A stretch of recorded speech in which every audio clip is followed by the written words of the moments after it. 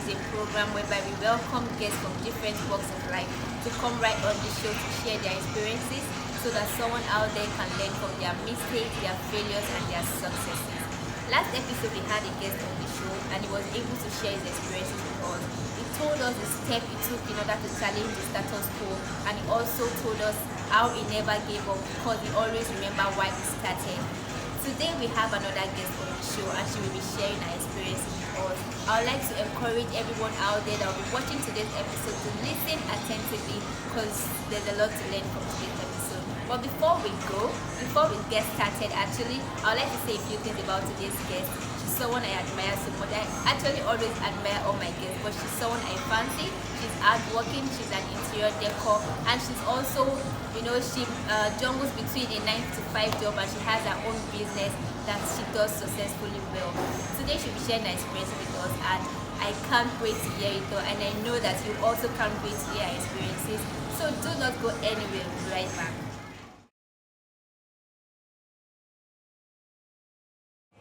Welcome back, guys. You're still watching the Topics Revy. Right here on the show, I have our guest because and she'll be sharing her experiences. But before then, I would like her to introduce herself. Good morning. Good morning. How are you? Fine. Alright, thank you so much for coming on the show. We are very happy to have you. It's something that I really do appreciate, the fact that you left the comfort of your home to come right here on the show to share your experiences. Thank you so much once again. So can you kindly introduce yourself to the viewers? Okay, hi guys. My name is Adwola. I am an interior decor. I also work with a telecommunication company. Thank you. Alright, Adun, thank you so much for coming on the show once again.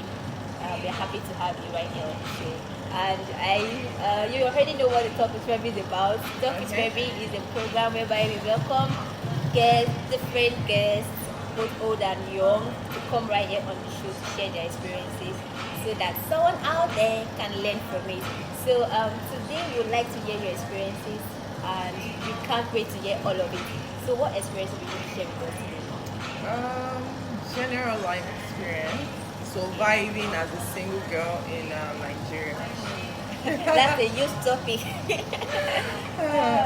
Okay, I'm going to start from after school because I think that's when you take master of your life. That's when you know what's going on, what you want to do. After school I was opportune to serve in Port Harcourt. So yeah, serving in Port Harcourt was good and bad. It was just there.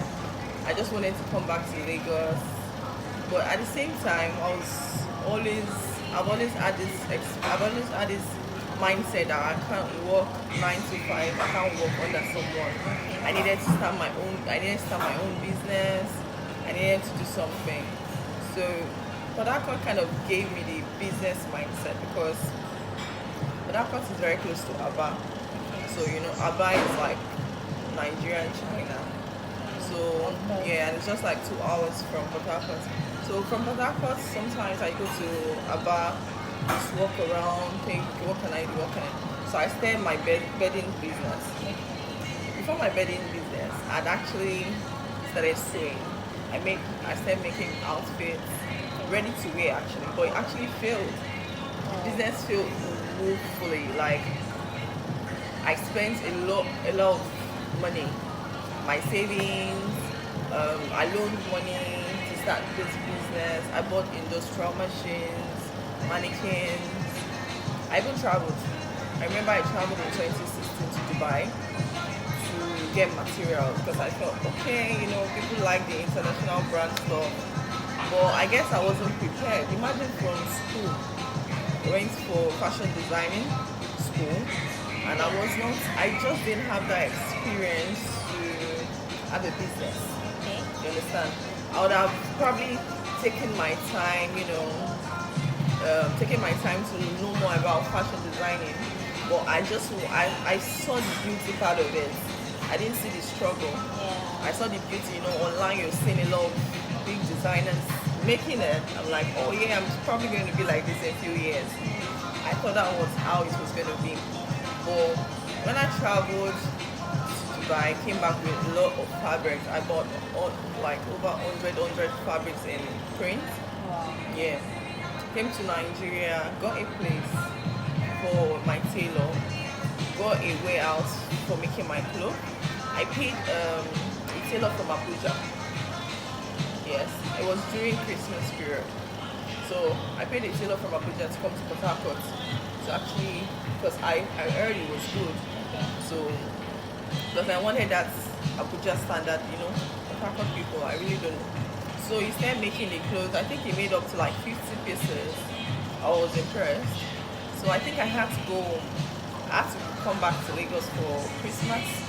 So I was like, okay, you can be fine. I already saw him like maybe, let me say, 30% of his money. And I told him to just keep sewing. He already knows what he has to do.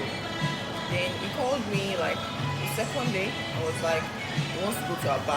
That his wife is in Aba. On a normal day, I really trust people a lot. So I was just like, why would he even lie about that kind of thing? He left, and that was the last time I heard. Wow. That was the first blow in my business. I'm like, what's going on? Is this how it happens? Then I had to rush back to, because obviously I did the Christmas. I just kept calling my friend that was in charge of being like, as he called, he's not picking my calls. Did you steal any material? I said, no, he didn't take anything. I even saw when he was leaving. It was like he's coming back. Till today. I think the last time I got in contact with him was like 6 months after that time. He said he was coming to, no, I've been duped. He said he was coming to Port Harcourt, that she sent him transport fare, that he's sorry, blah, blah, blah. Because funny enough, I think, since I stopped, he has been the best tailor I had then. So he told me he was going to come to Port Harcourt to meet me. I sent him 60K or so. I can't remember, 10K for transportation. And he didn't go. He didn't go. My friend was like, how can he beat you twice? The first time, you're supposed to just learn. So, okay, I just did a throwback of my business. It failed actually. Eventually, I got another tailor. It was not as good. I did the collection. I paid models. In fact, I used Miss Buttercut for my shoot. It was in my head. I was like, yes, I'm getting that. I sorted some of my friends out. They also assisted in the photo shoot. Paid for studio section, and it ended. I don't know. But I heard people, you say, okay, you want a dress of 10K, and they're like, oh, let me pay 5K now. So it kind of ruined my experience. I was always crying. I was always in tears. Like, what am I doing wrong? Then I'm not getting the tailors right. I'm not putting, like, you have to. And guess what? In fashion designing, you really do not have so much. I'm the kind of person, I really like the luxury life. So I think the gain I was making from fashion designing was not up to what I wanted my life to be at that time. I was like, is this what people make? How do they now buy those big cars? I'm like, oh, so they not adding up. So it's not really about what you see on social media. See, most of these fashion designers are making it big. They must have had like a very huge investor. Do you understand? It's not the way I just started little. Huge investor. So they are. Or probably they started small from a very long time and they able to develop. You understand? And some have very rich husbands. That's another thing. So trust me, the fashion designing business, if you're upcoming, there's no gain in it. It's not something you can really pay bills with. You're just going to use it to survive. Do you understand? Because if you calculate, for example, let's assume I got the stock for 8,000 naira. Let's assume it was sewing. You're going to buy the material. Buying the material alone, you probably spend nothing less than 2,000 naira. It depends on the type of material. We're talking about 8K, yes? Now you have to pay the tailor. Maybe it's going to charge 2.5 or depends on the profession. Okay, so now almost 5K is gone. You still have to add petrol, even the service itself, the time. So before you know it, out of that 8K, you're going home with maybe 1,500 or 1K. So now tell me, how do you amount all that? How do you bring that to something big? Do you get? So I guess the way people do it now is just to hype the business in a way that can sell this particular, instead of 8K, can be selling it for 25K. That's when you make it. But upcoming people like me who don't want to try that, because people will be like, why? What's special about it? So that's by the way. So I had to stop. Stop fashion designing, tailoring for a bit. My machines, I barely just sold them. I sold them at ridiculous prices. I can remember selling my machine I bought for over 100K. Plus my mannequin. My mannequin was 50K as a then. Now that mannequin, because it's not just normal mannequin, it's an imported one. That mannequin, nothing less than 90K right now. I sold it for 50K. Like, short. But I just had to move on. I needed to, like, okay, this is past. This is something that, fashion design is something I might still go into when my age is, there, focused and all that. So, like I said, I started another business, which was the beddings, because I had a friend that he had an hotel in Port Harcourt. He has an hotel in Port Harcourt, rather. So I started using his hotel for, okay, let me supply beddings, and he told me to make like maybe 30 pieces of bed sheets and duvet, and he paid me like 300K. I was like, 300K? Wow, I'm not doing anything. I'm like, I just slapped my tail like, please man, I'm not doing it again, because the one was frustrating me. I said, I'm not sewing again. I need to do something that's less stressful but more income. Yes. So the money was huge for me then, as I just finished service and I was trying to get my life together. Like, okay, am I coming back to Lagos? I was thinking, coming back to Lagos, will I go back home after staying out of my house for over a year? I was just thinking different things. So I started supplying the hotel frequently. I was making and saving money. I was saving good money. Then he started introducing me to his friends that had guest houses, hotels, even personal, usage. I started selling. I was selling at very low price compared to what people were selling. But I was still making my gain. The least I make on bed shit is 5K. Just one. Wow. Yes. And so, I actually kind of inflated the price for him. You get. So I was able to save up, come back to Lagos, and I told my mom, I'm not going to be coming home. She said, lie. You're going to come back to this house. I was like, I'm not going to go home. She was like, do you know what people think about you? In Nigeria, as a Yoruba girl, you just have to stay at home till you get married. From home to your husband's house. But I tried to break that chain in my family, because my mom is a little strict, and she was like, how do you want people to think about you? What do you want people to think about you, that you are just loose and all that? And I thought I was going to stay in Yaba. I was in Bagada, you won't stay in Yaba. I just, until I got a place in Lekki. Lekki. I said, it's prostitution they do there. I said, no, Abba. So I really needed to, coming back to Lagos, I didn't have customers again. My customers were in Port Harcourt. But I really needed to find my feet first. And I just had to pray about it. Like, okay, I love money. I really like to be comfortable. I'm not, I don't spend heavily, but I really like that. Okay, something is bad, I can afford to buy it or pay for it without that stress of give me. Do you understand? So I just have to think about it. That how can I merge business, meeting people? I can't just be going out. And there's one stereotype in Lekki face, or rather Lekki generally. When you're a single girl and you're staying alone, you are just an aristo, or you are a spice girl, whatever it's called. You can never be taken seriously, especially if you now say, oh, I'm a fashion designer, I'm a makeup artist. They'll just do like this. We know your work. You get it. So I just thought about it, and I was like, okay, I think I needed to get a 9 to 5 to merge. Not because the salary of 9 to 5 It's so, mostly as a fresh graduate, most companies would pay you 70,000 or thereabouts, right? That's something I could make in less than a week when I get a good hotel deal or something. I even have some clients that change their beddings like every 2 months. They buy nothing less than 10 pieces. I don't know what they use it to. Like, how do you change beddings every 2 months? Do you get it? Yeah. So that alone, I could sell one for 20K, and that's like over 200,000 naira. And I'm like, that's making almost that amount in 30 days. I'm giving someone 30 days of my life every month. I'm getting 70,000 naira.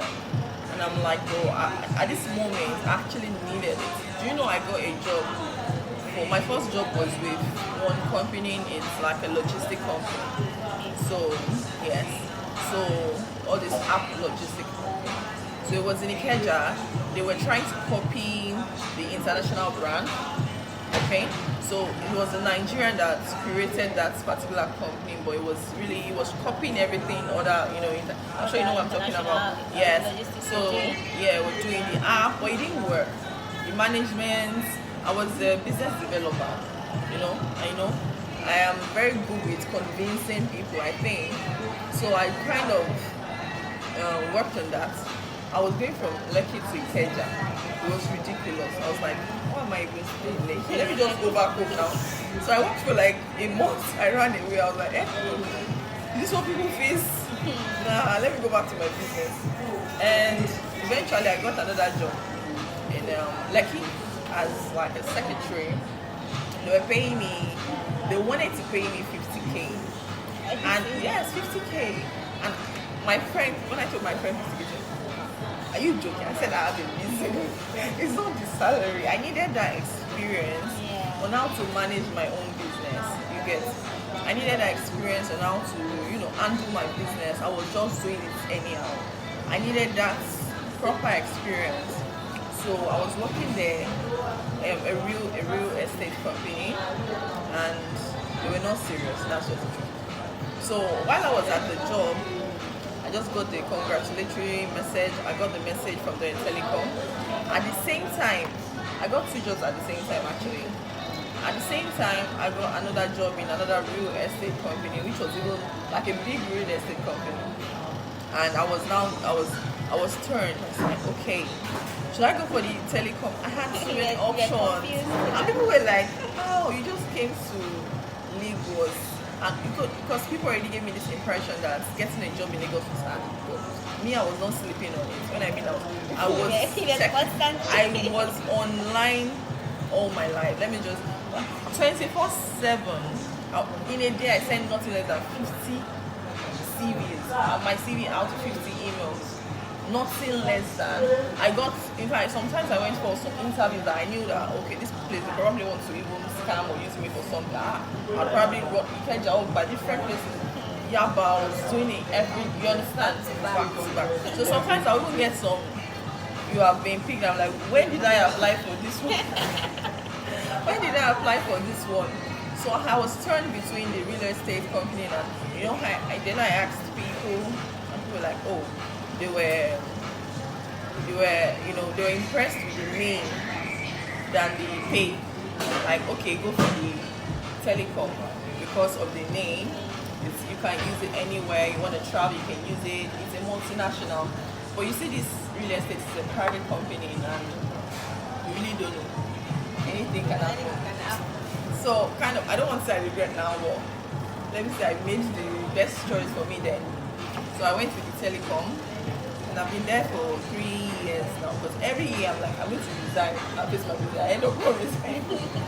I'm going to resign. It's actually interesting because I run shifts, so it makes it easier. Do you get? It makes it easier for me to have my off days for my business.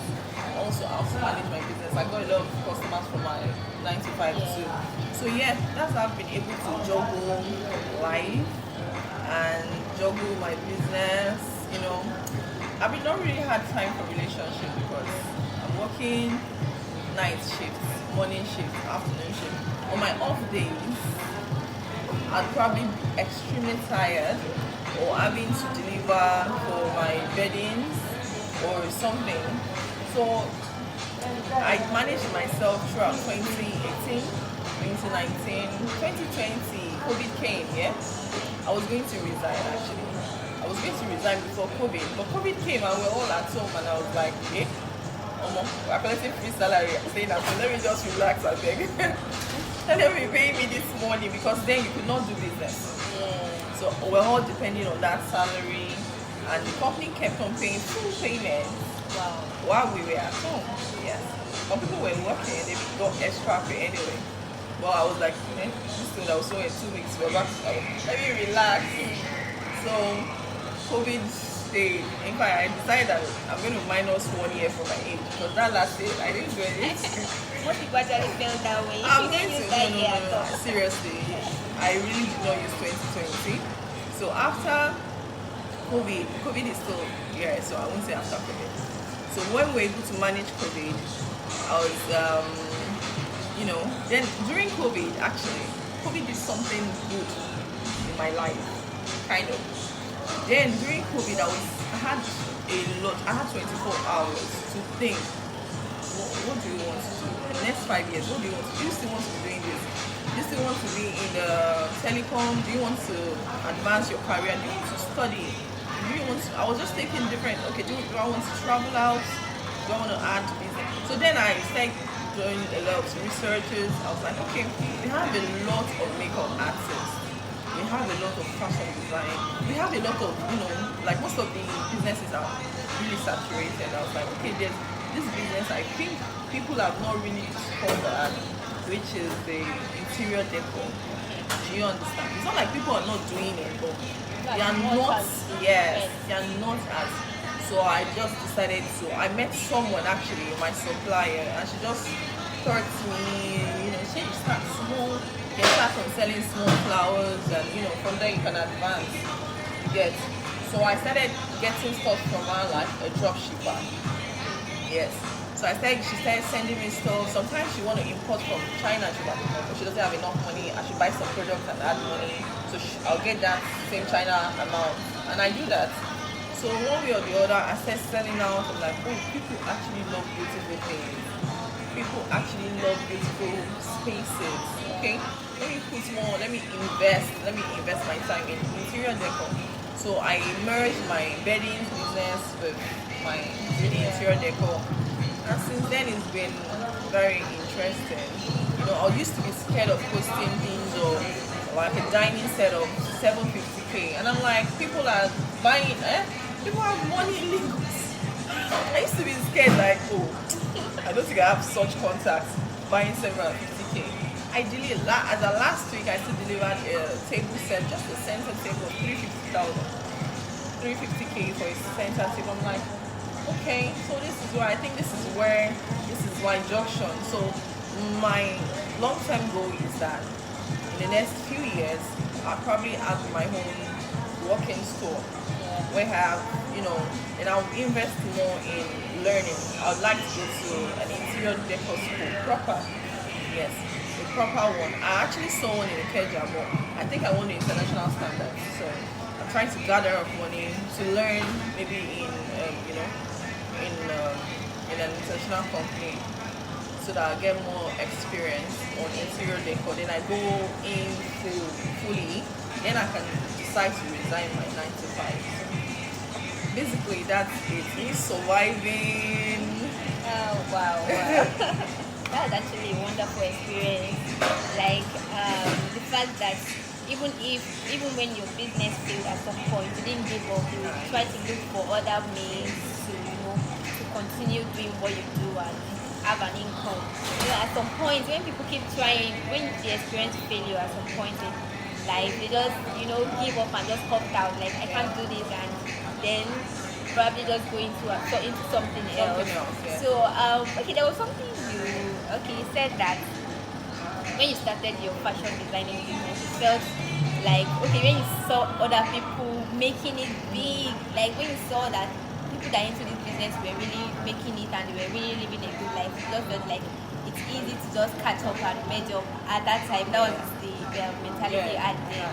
And I think most of us are actually guilty of that, including me. Like, the eyes, whatever you see, it interprets a lot to you.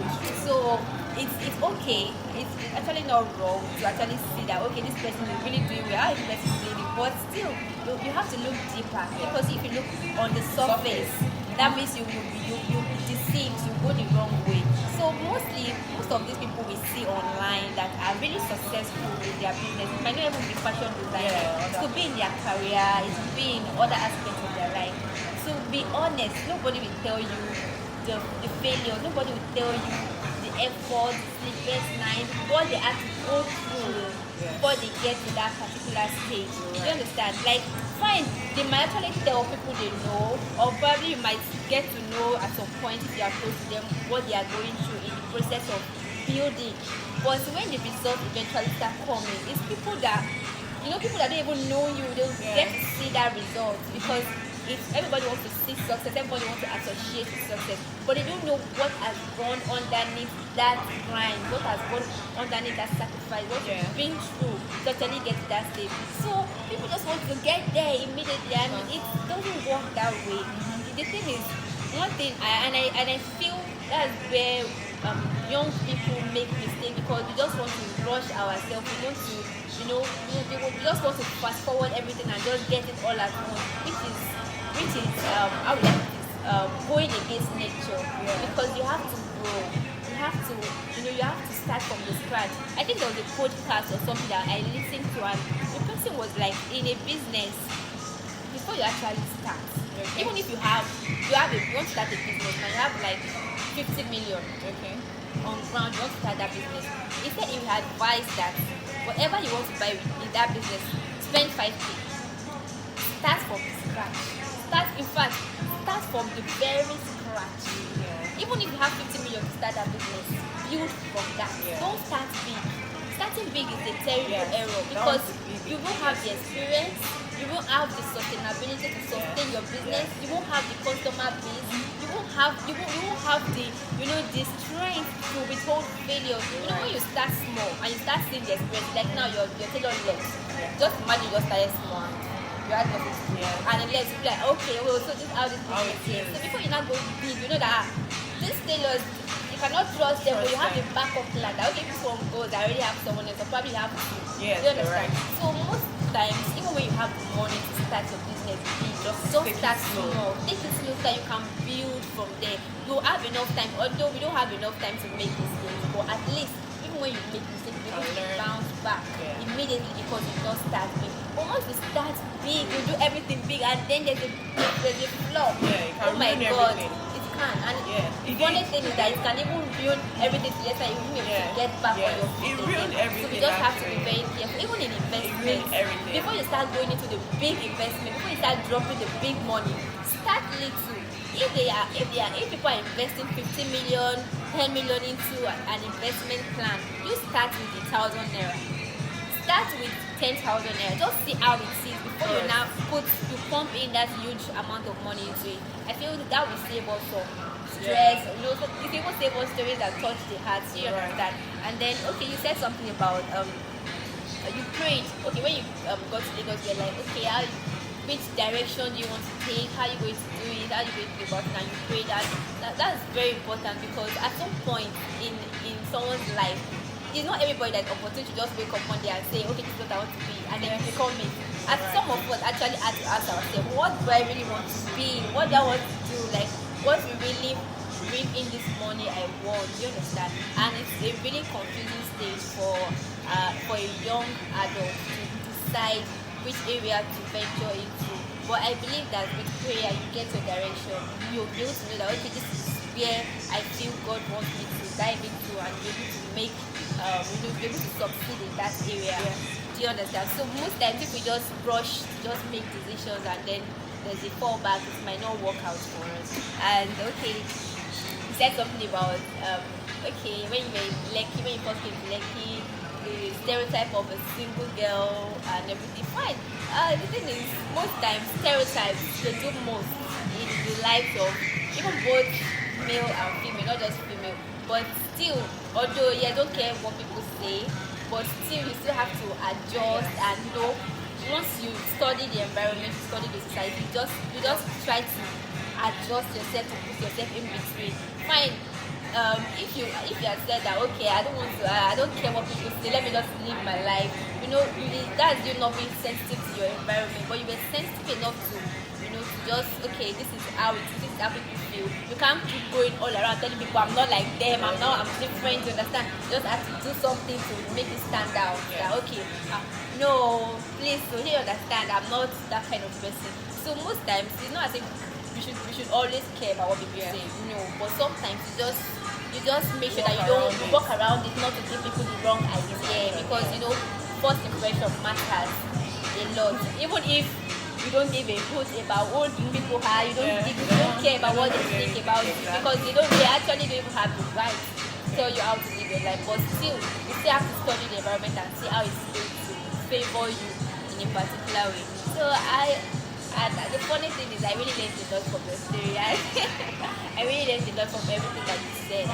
It's really a very nice thing, and the fact that if you help people that are probably at the stage of deciding which area they want to venture in life, maybe probably after NYSC, how they want to live their life, and the fact that a single girl living, not staying with her parents, that was then actually, because there's one thing about not really. Fine, it's good to be under your parents' work and everything. It's okay, but sometimes when you live alone, maybe probably with your siblings outside the family house, or probably with your friends, and the thing is, you know what you are doing, and you'll be able to have more motivation. When you know that you are all you've got. Not that your parents will be there or when you need their help, but you know that you have to be focused. You have to keep working hard. You have to, just go out there, put yourself out there and work for this money. You understand? You'll be independent and you will not rely so much on your parents. But even if you are at home, it depends on the mindset. Even if you are still with your parents, you can still do it. You understand? But I believe that parents are beginning to understand that at some point, even the female have to leave the house. It's not just the male. Now, before it was male. Now, they were like, at some age, you are 27, you are still with your parents, at 25, what's that? You understand? Male, actually, you put that pressure on them. But right now, even female can actually leave the house and live a good life, live a responsible life, live an independent life, make their money and also support their parents, even while they're staying in the same state. So I believe that civilization has made things change. So basically that's everything I learned from your story, and which is quite helpful, and I'm sure that to everyone that has watched this episode, they'll be able to learn a lot from it. So we'll be wrapping up so soon. And okay, thank you for coming on the show. We usually have sponsors that sponsor our show, to thank our guests for coming to share their experiences. And on today's episode, we have a sponsor, and they are gifting you something special. So thank you for coming on the show. And the name of the brand is Wraps and Bubbles. Yes, they deal with gifting. So yeah. Also, they have something for you actually. And this is their gift to you. You can just check it out and see how lovely it is.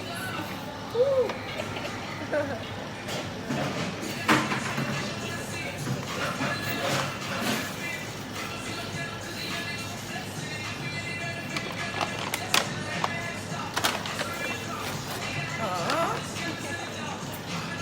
Wow. You're a special gift.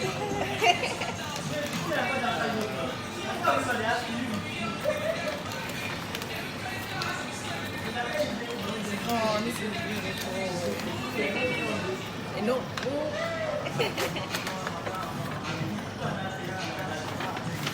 Oh, here's my name. Yes, so a big thank you to Wraps and Bubbles for gifting our guests on this show. Actually, we have another sponsor that has prepared a gift for you. That's our official sponsor. That's the Lake Mami Photography and the Skincare by Olufemi. So we have the frame actually, but it has not gotten to us. So it's something we are going to send to you this week actually. So thank you so much for coming on the show. And Thank you so much to Wraps and Bubbles for gifting our guests. Thank you so much. Please patronize them. They deal with giftings. They deal with personal gifting, business, Lovely. and marriage, weddings, and all of that. So if you want to gift your partner, if you want to gift your boss, if you want to gift your friend, or you have a wedding, you want to buy a gift for the couple, please patronize Wraps and Bubbles. They deal with everything gifts. So, okay, is there any final note you'd like to give to the viewers today? On today's note, I think I'd like to tell people to just take things easy. Like they shouldn't be pressured or pressure themselves over things happening around them. Social media, oh my god. See, most times you see some pictures and you're like, oh my god, where this girl is chopping live.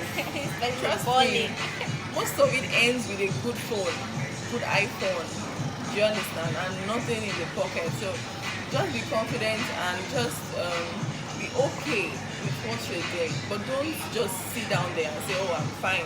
I have 1,000 naira in my account. No. Think of ways to get more. Think of how that 1,000 naira can, bring more for you. Yeah. Even as you're contented, don't be too satisfied with, being just there. Yeah. Because having money is very interesting. It commands respect one way or the other, no matter how, no matter what. So that's just my advice for people. Be contented, but don't be too satisfied, don't be too comfortable with where you are. Try to build on whatever you have at the moment for a better future. Yeah, and okay, I would like to just add to that. The thing is, fine, some of us actually just want to be comfortable. Not everybody wants to really have the wealth and have it all. But the country that we are in, let's not forget that we are all with God. Our government doesn't care about us. So in some situations whereby money might be the issue and your government cannot come in place, they cannot help you in that area. You have to, work really hard because of the future. So sometimes, fine, you want to be comfortable, but that doesn't mean you should relent or you be comfortable with where you are. Not because you are not okay, but you have to think of future circumstances whereby the government might fail you and you are all you have and you need money to be able to sustain. For instance, the healthcare. Just imagine you probably in the future, God forbid, you have a health issue that demands a huge amount of money. That on a normal day, the government should subsidize that amount or probably provide some facilities that could never make you need such money. But because of lack of money, somebody might even lose their life in that process. So as we Nigerians, we know that there's nothing we can do. Our government is only God that can help us. So we just have to make sure that we build our future to the extent that we can survive in this environment with or without the government. Yeah. So just, when you are building and planning your life, not everybody can become Dangote, but still you just have to build yourself to the extent that you will be okay. You won't need the help of so many people to live the best life that God has planned for you. So I pray that we all make it and get there someday. So thank you once again for watching this episode, and if you would like to be a guest on the show, you know what to do. Just reach out to me on my Instagram page as Priceless Remy, or send a mail to rebecca234@gmail.com, or you can call me on 08167055537. And if you'd like to be a sponsor, to sponsor our guests for coming on the show, you can reach out to me on those platforms and we can work something out. So until next time, my name remains Rebecca. See you. Bye.